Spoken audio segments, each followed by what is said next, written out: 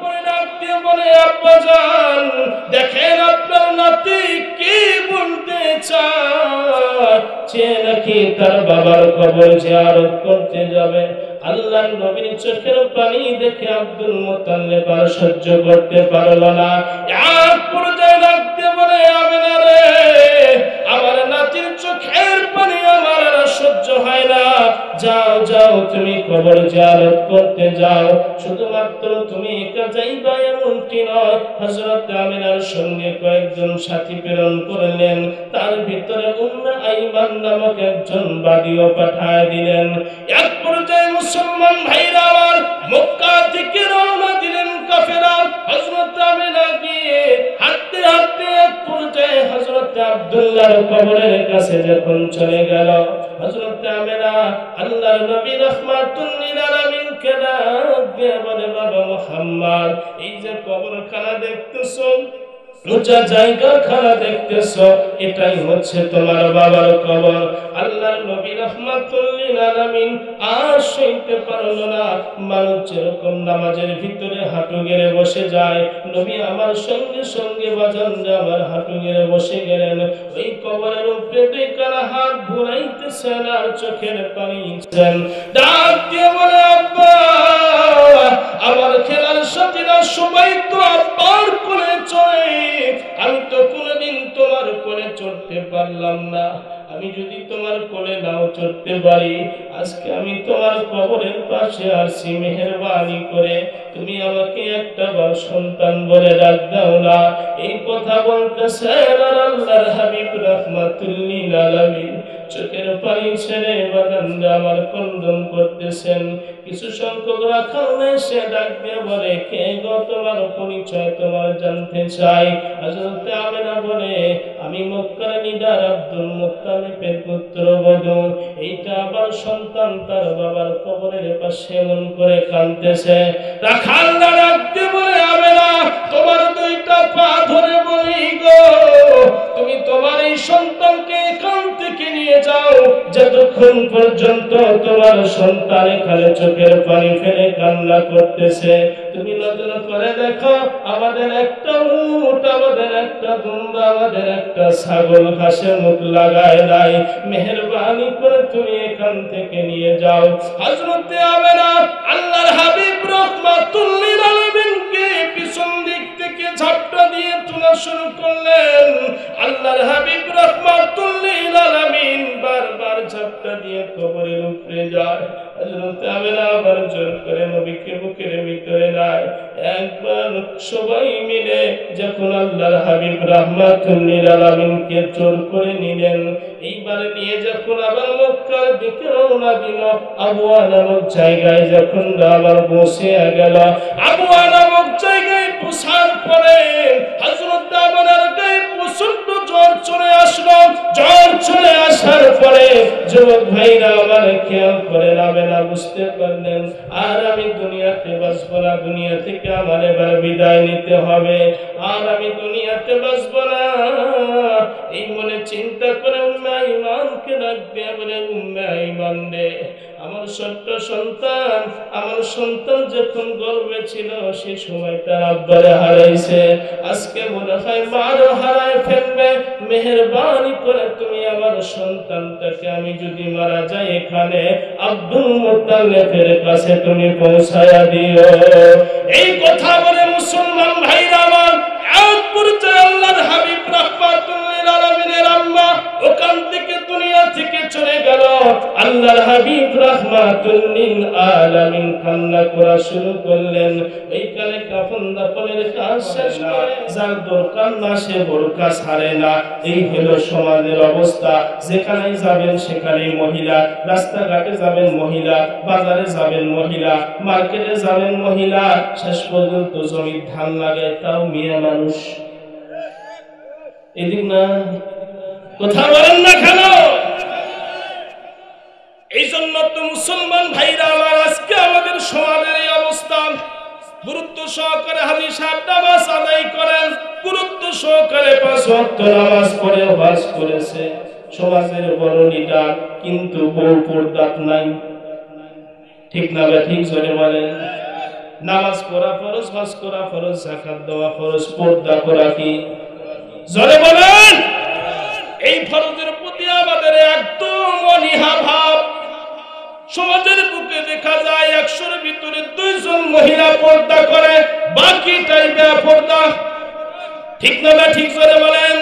এই জন্য যুবক ভাইরা আমার, আমাদের স্ত্রীকে পর্দা করানোর চেষ্টা করতে হবে, আমার মেয়েকে পর্দা করানোর চেষ্টা করতে হবে। আজ থেকে আমরা নিয়োগ করতে পারি, অবশ্যই আমাদের মা বোন স্ত্রীকে পর্দায় উঠাবো ইনশাআল্লাহ। পর্দার ওয়াজ করলে দেখবেন অনেক রকম খারাপ হয়ে যায়, কারণ যে আসামি চোরকে চোর বললে তো মন খারাপ হবে। ঠিক না ঠিক? জোরে বলেন। এজন্য ভাইরা আমার, এই পর্দা হেলাও ঠেলাও করে আপনি অবহেলা করতে পারবেন না। এটা বড় গুরুত্বপূর্ণ একটা জিনিস। এই জিনিস থেকে আমরা যেন দূরে না থাকি, আমল থেকে যেন আমরা দূরে না থাকি। পর্দা করবেন কি করে? বর্তমানে পোলাপানের হাতে যেই মোবাইল উঠে গেছে, এই মোবাইল সর্বনাশ করে ফেললো সমাজকে। কথা বলেন ঠিক না বেঠি? এমনও সন্তান আছে দেখবেন বাপ মাকে বলবে, যদি টাচ মোবাইল কিনে না দাও আগামীকাল থেকে ভাত খাওয়া বন্ধ। ওই যে ঘরের ভিতরে যা ল্যাপের মধ্যে সান্দাইলো, দেখবে রক্তকে রক্তে চলে যায়, ও আর বাড়ায় না, খালি কবে মোবাইল কিনে দে, তাছাড়া আমি ভাত খাবো না। নাই নাই নাই নাই, এলাকা নাই আছে। মোবাইল কিনে কাজ কি? কাজ কিছু নাই। দেখবেন খালি ল্যাপের ভিতরে রাত 2টার সময় যায়, দেখবেন খালি করছে ময়না আনুনা, এছাড়া আর কোনো কাম নাই। কথা বলেন ঠিক না ঠিক? আজ এই মোবাইল চালানোর কারণে কয়েকটা ক্ষতি আমাদের সমাজে হচ্ছে। 1 নাম্বার ক্ষতি হচ্ছে অর্থের ক্ষতি। অর্থের ক্ষতি না? মাকে ডাক দেবে, 100 টাকা দাও, এমবি তোলা লাগবে। মা যদি না দেয়, দেখবেন যে কাছের বাসন নিয়ে ফালা দিতেছে, বাড়ি ঘর লোট পালট করে ফেলতেছে। এরকম শোনার ছয় আমাদের নাই? এ কথা বলেন নাই? তাহলে 1 নাম্বার ক্ষতি হচ্ছে অর্থের ক্ষতি, 2 নাম্বার ক্ষতি হলো সময়ের ক্ষতি। কথা বলেন ঠিক না ঠিক? রাস্তার পাশে দেখবেন 2-4 জন যুবক মিলে অন্য কোনো কাজ নাই, খালি করছে ধর ধর মার মার, ধর ধর মার মার। কথা কয় না রে বা। ওর শরীরের উপর দিয়ে যদি মোটর সাইকেল যায়, ট্রেনও যায়, টের পাবে না, দেখবেন খালি করছে ধর ধর মার মার, এছাড়া আর কোনো কাজ নাই। ঠিক না ঠিক? জোরে বলেন। 3 নাম্বার ক্ষতি হচ্ছে চোখের ক্ষতি। 10 বছর বয়স হয় না, 250 পাওয়ারের চশমা লাগাইছে। অথচ আগের জামানার মহিলাদেরকে, আমাদের বৃদ্ধ বাবাজিদেরকে খেয়াল করে দেখেন, 100 বছর বয়স তারপরে চশমা ছাড়া কোরআন পড়েছে। ঠিক না ঠিক? আর এখন 10 বছর লাগতেছে না, মোবাইল টিপতে টিপতে চোখ শেষ, কিডনি শেষ, আর জোপায় না ঠিক মতো চশমা না দিয়ে। ঠিক না? সব চাইতে যেটা বড় ক্ষতি সেটা বলবো, মন খারাপ করবেন না তো? আকাম কুকাম দেখে দেখে বিয়ে করার পরে বউ আর ভাত খায় না। ঠিক? জোরে বলেন ঠিক? খালি হুজুরের কাছে কবি, হুজুর দয়া করে একটা তাবিজ দেন। তো কি হচ্ছে বা? তোর বেটার বউ ভাত খেয়েছে না। আমি কই, বেটার বউ ভাত খাবি কোন জায়গা থেকে? তোমার বেটার আগে আকাম কুকাম হয় শেষ, ওর ভিতরে কিচ্ছু নাই। 20 বছর বয়স, 2 চলের ভিতরে 2 কেজি করে তেল আটে, আর মাজা রুটি ফিতে ধরার বুদ্ধি নেই। এই মাজা আর এই চেহারা দিয়ে বেটার বউ ভাত খায় কেমনে? কথা বলেন, কথা বলেন। সুতরাং বেটার বউ যদি পারতে চান, শ্বশুরদেরকে বাবাদেরকে বলবো, মেহেরবানি করে মোবাইল মুক্ত জিন্দেগি গড়ান। তাছাড়া উপায় নাই, যতই ওষুধ দেন কোনো উপায় নাই। আজ যে কি হচ্ছে ভাই আল্লাহ জানে। রাগ করতেছেন আপনারা? লিল্লাহে তাকবীর, নারে তাকবীর। মুসলমান ভাইরা আমার খেয়াল করেন, হযরত আব্দুল্লাহ ইবনে হুযায়ফা রাদিয়াল্লাহু তাআলা আনহু সহকারে 3 দিন পর্যন্ত একজন যুবতী সহকারে যখন ওই জেলখানার ভিতরে বাজানরা আমার গ্রেফতার করে রাখা হলো, 3 দিন পরে যখন বের করা হলো, বাদশা ডাক দিয়ে বলে, মারে কেমন মজা তুমি লুটাইলাম। এই মহিলার চোখ দিয়ে টপ টপ করে পানি পড়তেছে।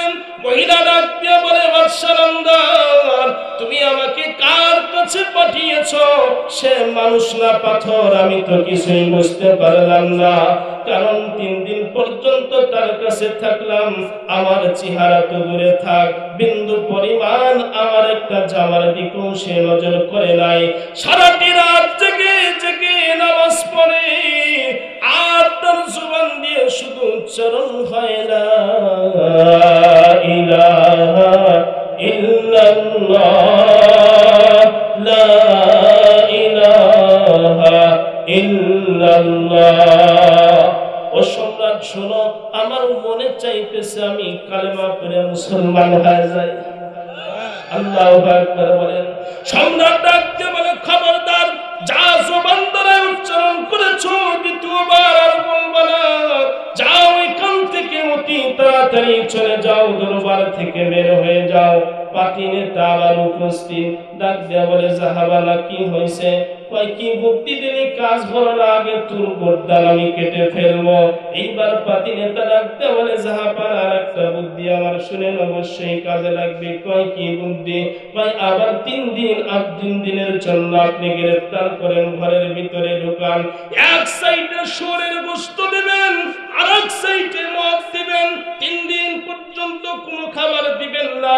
ক্ষুধার যন্ত্রণায় অবশ্যই শুয়োরের গোশত খাবে অথবা মদ পান করবে, দুইটাই মুসলমানের জন্য হারাম। কথা বলেন ঠিক না বেঠিক? এই পাতিলে তার কথা শুনে রোম সম্রাট হযরত আব্দুল্লাহ ইবনে হুযায়ফা রাদিয়াল্লাহু তাআলা আনহুকে আবার 3 দিনের জন্য যখন জেলখানার ভিতরে বন্দী করলো, এক সাইডে মদ আর এক সাইডে শুকরের গোশত।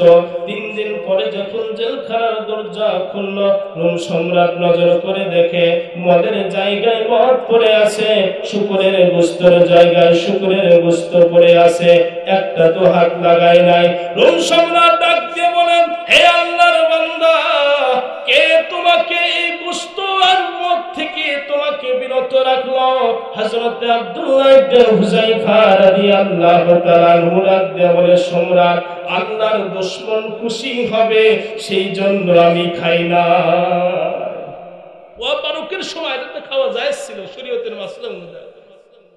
এ সময় কিন্তু খাওয়া যায়, সোয়া পারো ক্ষুধার যন্ত্রণা, সে মৃত্যুর শয্যায় সজ্জিত, কিন্তু উনি নিয়ত করছেন আমি মরে যাই যাব, কিন্তু আল্লাহর দুশমনকে আমি কি করব না, খুশি করব না। আল্লাহু আকবার।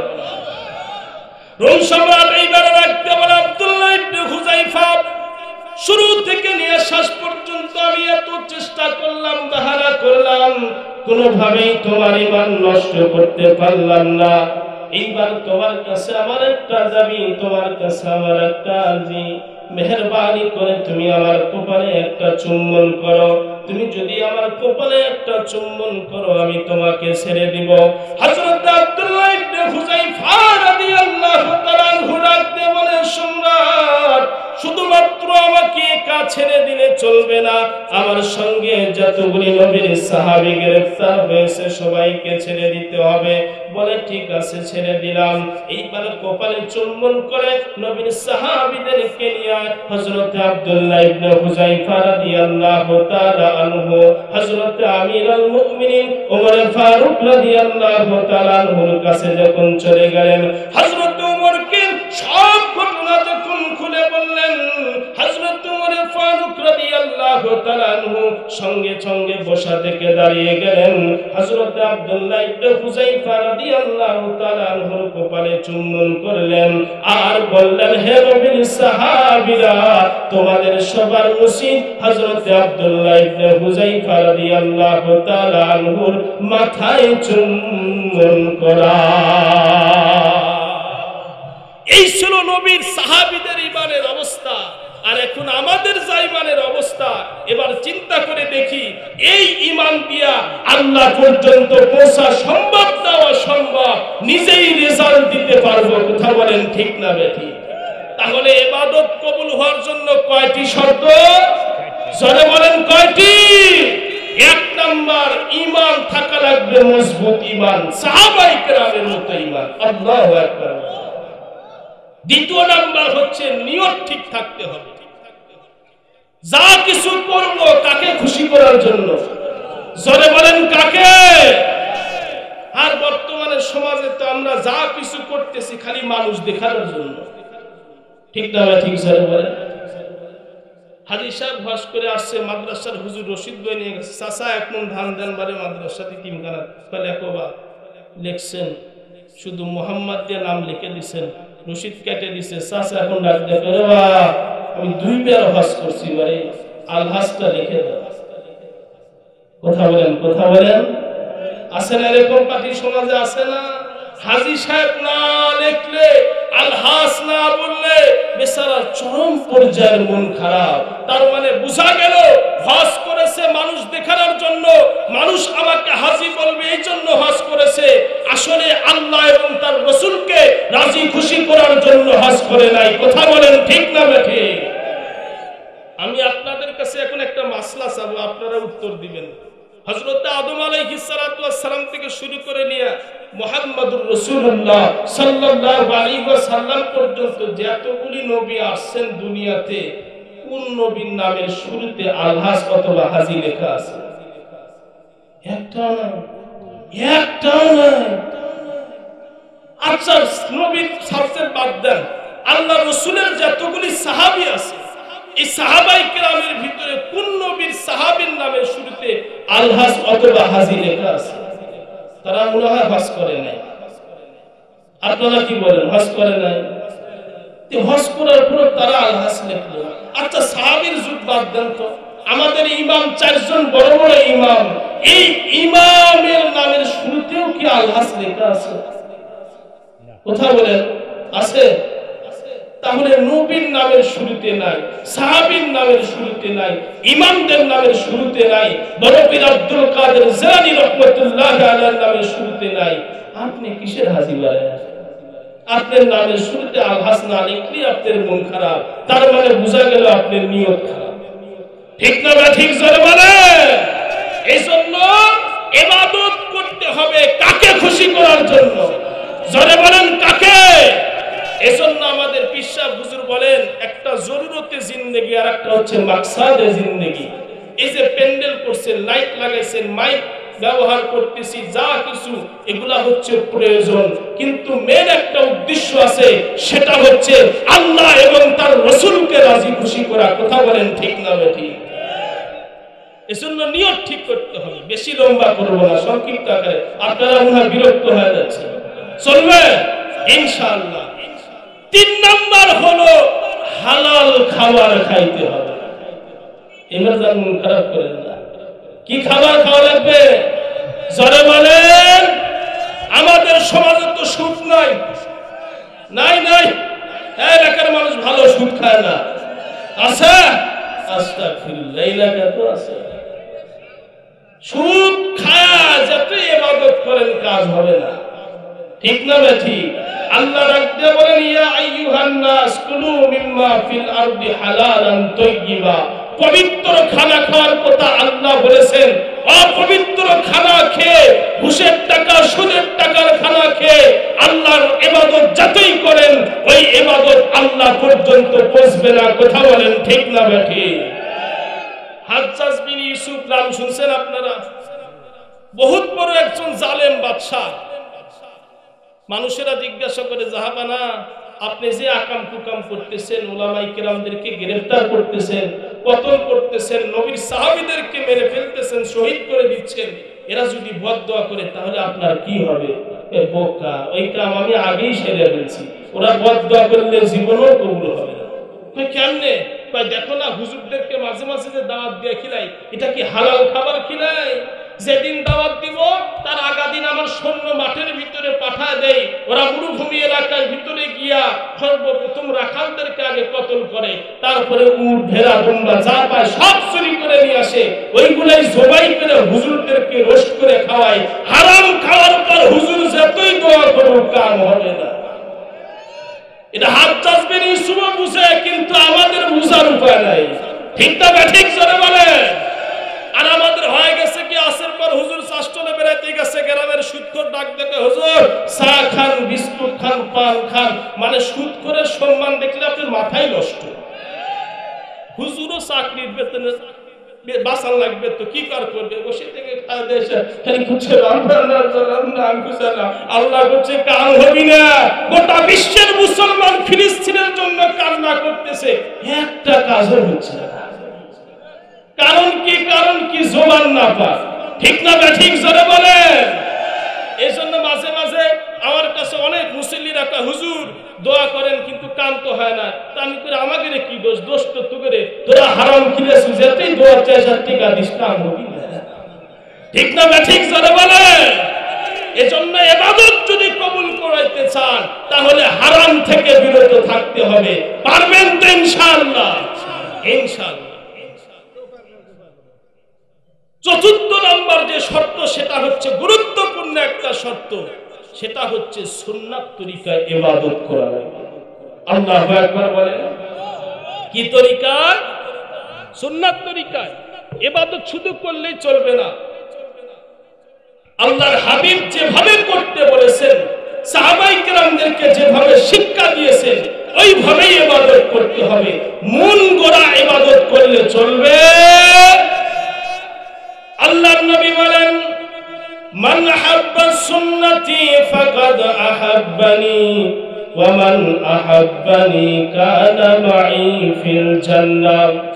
যে আমার সুন্নাতকে মহব্বত করলো সে আমাকে মহব্বত করলো, আর যে আমাকে মহব্বত করলো কানা মাই ফিল জান্নাহ, তার ঠিকানা হবে জান্নাতে। জোরে বল আল্লাহু আকবার।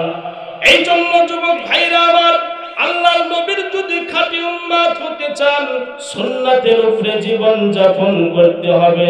যারা পয়গম্বরের সুন্নাত মানবে তারা নবীর আশিক হবে, তারাই নবীর উম্মত হবে। কথা বলেন ঠিক না ঠিক? আজকে তো বিশ্ব আশিকে রাসূলের অভাব নাই, বাংলাদেশে পীরের অভাব নাই, বাংলাদেশে বাউলের অভাব নাই। সাতারা তিনতারা কত কিনিয়া পীর সবাই সেজে আছে, মুজ বড় বড় রেখে তারা পীর সেজে আছে। নামাজ লাগে না, কালাম লাগে না, কিছুই লাগে না, পীরের কোনো অভাব নাই। আবার দেখবেন বিভিন্ন ওরসে গরু বাছুর নিয়া ময়দানে হাজার হাজার লোকের অভাব নাই। কিন্তু আল্লাহর রাসূলকে যখন নাস্তিকরা গালি দেয়, ময়দানে ওই সমস্ত ভণ্ডদেরকে পাওয়া যায় না। ঠিক না ঠিক জোরে বলে। মুসলমান, আমার সামনে যদি আমার মাকে গালি দেয় আমি কখনো বরদাস্ত করব না। আমার সামনে যদি আমার বাবাকে গালি দেয় আমি বরদাস্ত করব না, সহ্য করব না। আমার মায়ের চাইতে, আমার বাবার চাইতে আল্লাহর রাসূলকে আমার বেশি ভালোবাসতে হবে।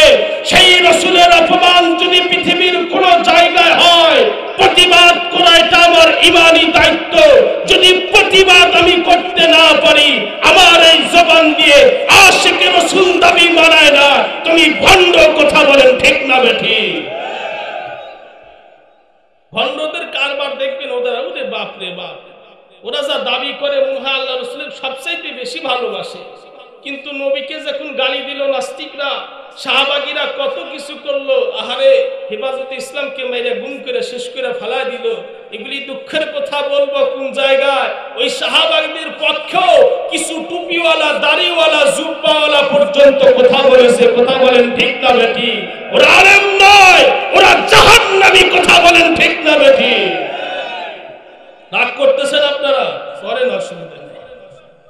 মুসলমান ভাইরা আমার খেয়াল করেন, আল্লাহর হাবিব রাহমাতুল লিল আলামিনকে যদি অন্তর থেকে ভালোবাসেন, নবীজির সুন্নাত মানতে হবে। আল্লাহর হাবিবের সুন্নাত ইমামরা কেমন মানছে, ওলিয়া উলিয়া গাউস কুতুবরা আল্লাহর হাবিবকে কত ভালোবাসেন, কতগুলি সুন্নাতের উপরে তারা আমল করেছেন। আল্লাহর নবীর সাহাবীরা কত ভালোবেসেছেন, পয়গম্বরের সুন্নাতের উপরে তারা আমল করেছেন। একজন ইমাম ছিলেন হযরত ইমাম আহমদ ইবনে হাম্বল রাহমাতুল্লাহ আলাইহি। হযরত ইমাম আহমদ ইবনে হাম্বল রাহমাতুল্লাহ আলাইহিকে ব্রিটিশরা যখন গ্রেফতার করে নিয়ে গেল, প্রতিদিন হযরত ইমাম আহমদ ইবনে হাম্বল রাহমাতুল্লাহ আলাইহিকে 100টি করে বেতের আঘাত করে। খুব মনোযোগ দিয়ে খেয়াল করেন, দেখেন তো দুপোটা চোখের পানি ফালাইতে পারেন কিনা। প্রতিদিন 100টি করে বেতের আঘাত করে ওই জামানায় ইমাম ছিলেন ইমাম শাফি রাহমাতুল্লাহ আলাইহি। ইমাম শাফি রাহমাতুল্লাহ আলাইহি স্বপ্নে দেখছেন আল্লাহর হাবিব রাহমাতুল লিল আলামিন হযরত ইমাম শাফি রাহমাতুল্লাহ আলাইহিকে স্বপ্নে দেখাইতেছেন, ও ইমাম শাফি, আগামীকাল আমার আশেক ইমাম আহমদ ইবনে হাম্বল রাহমাতুল্লাহ আলাইহিকে খবর দিবা, সে যে হকের উপরে আছে অবশ্যই হকের উপরে যেন অটল থাকে। আল্লাহ এবং তার রাসূল তার উপরে রাজি খুশি হয়ে গেছে। এইবার যখন ইমাম শাফি রাহমাতুল্লাহ আলাইহির ঘুম ভাঙল, হযরত ইমাম শাফি রাহমাতুল্লাহ আলাইহি পরের দিন খাদেমকে ডাকতে বলে, খাদেম রে, যা তাড়াতাড়ি যা, ইমাম আহমদ ইবনে হাম্বল রাহমাতুল্লাহ আলাইহিকে খবর দিয়া।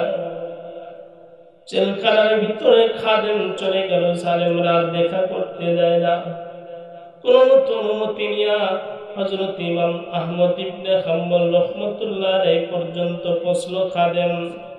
খাদেম সালাম দিয়া ডাকতে বলে, হুজুর, আপনার জন্য একটা খুশির সংবাদ আছে। হযরত ইমাম আহমদ ইবনে হাম্বল রাহমাতুল্লাহ আলাইহি খাদেমকে ডাকতে বলে, খাদেম, কি খুশির সংবাদ বলো। খাদেম ডাকতে বলে, হুজুর, ইমাম শাফি রাহমাতুল্লাহ আলাইহি স্বপ্নে দেখছেন আপনি যে হকের উপরে আছেন অবশ্যই হকের উপরে অটল থাকবেন। আল্লাহ এবং তার রাসূল আপনার উপরে রাজি খুশি হয়ে গেছে। এক পর্যায়ে মুসলমান ভাইরা আমার, এই কথা বলার সঙ্গে সঙ্গে ইমাম আহমদ ইবনে হাম্বল রাহমাতুল্লাহ আলাইহি চোখের পানি ছেড়ে কান্না করা শুরু করে দিল। খাদেম ডাকতে বলে, হুজুর, না জানি মনে হয় কোনো বেয়াদবি হয়ে গেছে, সেই কারণে আপনি কান্না করতেছেন। বলে যে, না বেটা, কোনো বেয়াদবি হয় নাই, তাহলে আপনি কেন কান্না করতেছেন? ডাক দিয়া বলে, তুমি কি জানো না আল্লাহর হাবিবের একটা সুন্নাত, কোন মানুষ যদি খুশির সংবাদ দেয় তারে কিছু হাদিয়া দেওয়া। এই জেলখানার ভিতরে তুমি সবচেয়ে একটা বড় খুশির সংবাদ আমারে তুমি দিয়েছো, কিন্তু আমি এইখানে কোন সুন্নাত আদায় করার টাকা পয়সা খাবার আদি কিছুই পাইতেছি না। যেহেতু একটা সুন্নাত আমার ছুটে যাবে, সেই কারণে আমি কান্না করতেছি। হাসরের ময়দানে আল্লাহ তাআলার হাবিবের সামনে কেমনে দাঁড়াবো? ইমাম শাফি রাহমাতুল্লাহ আলাইহির খাদেম উনি শুনে আশ্চর্য হয়ে গেলেন। এই জেলখানার ভিতরে উনি সুন্নাতের চিন্তা ভাবনা করতেছেন। হঠাৎ করে ইমাম আহমদ ইবনে হাম্বল রাহমাতুল্লাহ আলাইহি উনি মুস্কি মুস্কি হাসি মারা শুরু করলেন। খাদেম ডাক দিয়ে বলে, আপনি এইবার হাসতেছেন কি কারণে? বলে, খাদেম রে, সুন্নাত আদায় করার একটা রাস্তা পন্থা আমি পেয়ে গেছি। বলে, কি রাস্তা পাইছেন? সঙ্গে সঙ্গে ওই যে ফাটা জুব্বা, রক্ত মাখানো জুব্বা, ছিঁড়া জুব্বাটা খুলে খাদেমের হাতে দিয়ে দিল। আর ইমাম সাহেব ডাক দিয়ে বলে, খাদেম, এই জুব্বার চাইতে আল্লাহ রাসূলের সুন্নাতের দাম আমার কাছে কোটি গুণে বেশি। আমি খুব ভালো করে জানি আগামীকাল জালেমরা যখন ব্যাটের আঘাত করবে সর্বপ্রথম আগে আমার পিঠের চামড়ার উপরে পড়বে। এই জামা যদি থাকতো আগে জামার উপরে পড়তো, তার উপরে পিঠের চামড়ার উপরে পড়তো, কিন্তু আমার পিঠের চামড়ার চাইতে আল্লাহর রাসূলের সুন্নাতের দাম আমার কাছে কোটি গুণে বেশি প্রিয়। এই জুব্বা খানা নিয়ে খাদেম জেল থেকে বের হয়ে দরবারের দিকে রওনা দিলেন। ইমাম শাফি রাহমাতুল্লাহ আলাইহি গেটের উপরে দাঁড়িয়ে আছেন, বাড়ির উপরে দাঁড়িয়ে আছেন, আর নজর করতেছে খাদেম আসে কিনা। খাদেম যখন আসলেন দূর থেকেই ইমাম শাফি রাহমাতুল্লাহ আলাইহি ডাক দিয়ে বলে, খাদেম রে, জামানার আশিক রাসূল তোরে কি হাদিয়া দিছে দে না। বলে, আল্লাহু আকবার বলে। খাদেম ডাক দিয়ে বলে, হুজুর, জামানার আশিক রাসূল আমারে যে হাদিয়া দিছে এটা আপনি জানলেন কেমনে? ইমাম শাফি রাহমাতুল্লাহ আলাইহি ডাক দিয়ে বলে, আমার অন্তরের ভিতরে একটা বিশ্বাস আছে। কি আছে? ইমাম আহমদ ইবনে হাম্বল রাহমাতুল্লাহ আলাইহির কাছ থেকে কতই সুন্নাত ছুটে যেতে পারে না। এত বড় একটা খুশির সংবাদ দিয়েছ, অবশ্যই তোমারে কোনো না কিছু হাদিয়া দিবে। সঙ্গে সঙ্গে খাদেম জুব্বাখানা ইমাম শাফি রহমতুল্লাহ আলাইহিকে দিয়ে দিলেন। ইমাম শাফি রহমতুল্লাহ আলাইহি ওই জুব্বা নিয়ে বাড়ির ভিতরে প্রবেশ করলেন। কিছুক্ষণ পরে আসে আবার ওই খাদেমের হাতে জুব্বাখানা দিয়ে দিল। খাদেম ডাক দিয়ে বলে, হুজুর আপনাকে আমি তো শুকনা জুব্বা দিয়েছি, আপনি আমারে কেন ভিজা জুব্বা দিলেন? আমি আপনার কাছে কারণ জানতে চাই। আমি আপনাদেরকে বলতে চাই, খাদেমে কারণ জানতে চাই, আপনারাও কারণ জানতে চান কি চান না? কারা কারা জানতে চান দুই হাত দেখান তো। একটু নারা দেন তো, ঘুম ধরে গেছে মনে হয়। লিল্লাহে তাকবীর, নারে তাকবীর। মুসলমান ভাইরা আমার খেয়াল করেন, আল্লাহ রাখতে বলেন, ওয়া কাদা রাব্বুকা আল্লা তা'বুদু ইল্লা ইয়্যাহু ওয়া বিল ওয়ালিদাইনি ইহসানা। আল্লাহ রাখতে বলেন, এক নাম্বার ফয়সালা আমি আল্লাহর ইবাদত করা লাগবে। দ্বিতীয় নাম্বার তোমাদের পিতামাতার সঙ্গে সৎ আচরণ করা লাগবে। আল্লাহর নবী রাহমাতুল লিল আলামিন বলেন, হুমা জান্নাতুকা ওয়া নারুকা, এই বাপমাই হচ্ছে তোমার জান্নাত, এই বাপমাই হচ্ছে তোমার জাহান্নাম। তার মানে পিতামাতা যদি আমার উপরে রাজি খুশি থাকে, আমার ঠিকানা হবে জান্নাতে, অন্যথায় আমার ঠিকানা হবে জাহান্নামে। এই জন্য যুবক ভাইরা আমার, যাই কেন না করে কোনো সময় আমরা পিতামাতাকে কষ্ট দিব না। আল্লাহর নবী অন্য হাদিস শরীফের মধ্যে বলেন, তোমার পিতামাতা যদি কাফের হয়, তারপরে তুমি কোনো সময় অসৎ আচরণ করবে না। এই জন্য পিতামাতা যত বড় অপরাধ কেন না করো, কোনো সময় আমরা পিতামাতার সঙ্গে অসৎ আচরণ করব না। সমাজে অনেক সন্তানাদি আছে, দেখবেন পিতা মাতাকে বলে আব্বা এখন কি বুঝে, কথা বলেন ঠিক না ব্যাঠি? যে আব্বা এত কষ্ট করে তোমাকে ছোট থেকে বড় করলো, সেই আব্বা এতদিন বুঝলো, এখন আব্বার যখন কামাই বন্ধ হয়ে গেছে, আব্বার কিছু বুঝে না। আমি বলি তুমি বেয়াদব, তুমি আসলে কিছু বুঝো না। মুসলমান ভাইরা আমার, অল্প সময়ের ভিতরে আমি শেষ করে দিব, প্রায় 12:30 বেজে গেছে, আর লম্বা করব না। সবচাইতে বেশি ইতিম ছিলেন আমাদের নবী মুহাম্মদুর রাসূলুল্লাহ সাল্লাল্লাহু আলাইহি ওয়াসাল্লাম। আল্লাহর নবী কেমন ইতিম ছিলেন, যখন গর্ভে ছিলেন তখনই আব্বারে হারাইছেন। একদিন নবীজি মন খারাপ করে মার কাছে আবেদন করে, মা আমার আব্বার কবর কথা, আমি সেখানে যাব। হযরত আমেনা আব্দুল মুত্তালিবের কাছে আল্লাহর নবীকে নিয়ে গেলেন। যাওয়ার পরে ডাক দিয়ে বলে, আব্বা জান দেখেন আপনার নাতি কি বলতে চায়, সে নাকি তার বাবার কবর জিয়ারত করতে যাবে। আল্লাহর নবীর চোখের পানি দেখে আব্দুল মুত্তালিব আর সহ্য করতে পারল না। এক পর্যায়ে ডাক দিয়ে বলে, আমেনা রে, আমার নাতির চোখের পানি আমার আর সহ্য হয় না, যাও যাও তুমি কবর জিয়ারত করতে যাও। শুধুমাত্র তুমি একা যাইবা এমনটি নয়, হযরত আমেনার সঙ্গে কয়েকজন সাথী প্রেরণ করলেন। তার ভিতরে উম্মে আইমান নামক একজন বাদীও পাঠায় দিলেন। এক পর্যায়ে মুসলমান ভাইরা আমার মক্কা থেকে রওনা দিলেন কাফেরা। হযরত আমেনা গিয়ে হাঁটতে হাঁটতে এক পর্যায়ে হযরত আব্দুল্লাহর কবরের কাছে যখন চলে গেল, হযরত আমেনা আল্লাহর নবী রাহমাতুল লিল আলামিন কে ডাক দিয়ে বলে, বাবা মুহাম্মদ, এই যে কবরখানা দেখতেছো, উঁচা জায়গা খানা দেখতেছো, এটাই হচ্ছে তোমার বাবার কবর। আল্লাহর নবী রাহমাতুল লিল আলামিন আর সইতে পারল না। মানুষ যেরকম নামাজের ভিতরে হাঁটু গেড়ে বসে যায়, নবী আমার সঙ্গে সঙ্গে বাজান আমার হাঁটু গেড়ে বসে গেলেন।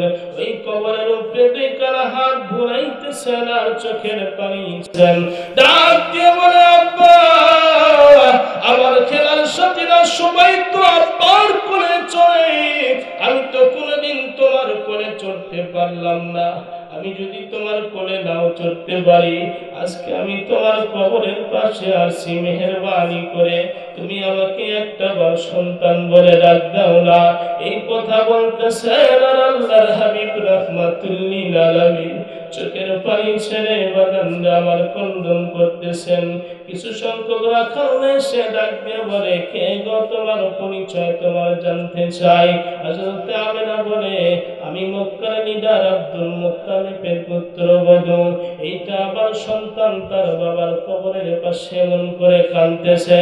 রাখালরা ডাক দিয়ে বলে, আমেনা, তোমার দুইটা পা ধরে বলি গো, তুমি তোমার এই সন্তানকে এখান থেকে নিয়ে যাও, যতক্ষণ পর্যন্ত তোমার সন্তান এখানে চোখের পানি ফেলে কান্না করতেছে।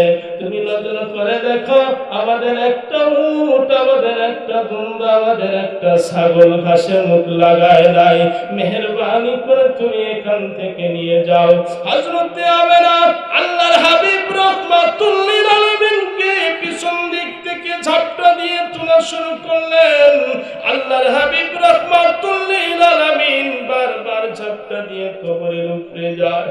হযরত আমেনা আবার জোর করে নবীকে বুকের ভিতরে নেয়।